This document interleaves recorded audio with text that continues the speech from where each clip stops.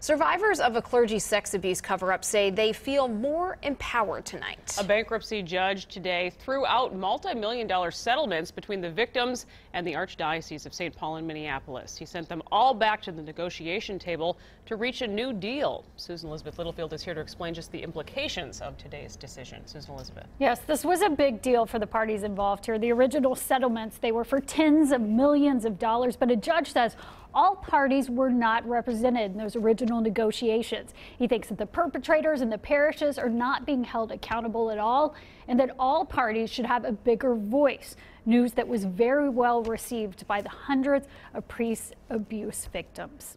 Today's ruling is phenomenal for us. It's not the end game. It's a small little victory.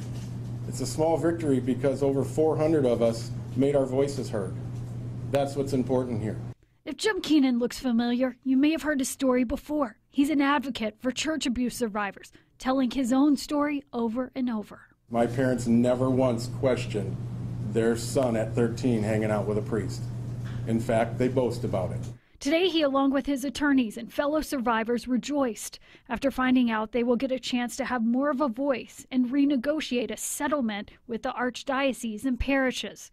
The decision saying everyone would get a say in these negotiations, saying that they need to come to a resolution that is fair for all people involved. And this order now requires those insurance companies, requires the Archdiocese and all of them to engage with the survivors. In the ruling, the judge also questioned motives and the large legal fees and their role in the negotiations, saying $30 to $40 million in attorney fees would be a hefty sum.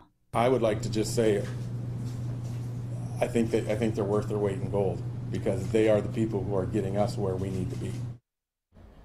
The Archdiocese is responding, saying that they look forward to mediation to resolve the bankruptcy case. In a statement, they also quoted the judge saying that the longer this process goes on, the less money will be available for the victims. Liz. Susan Elizabeth, thank you.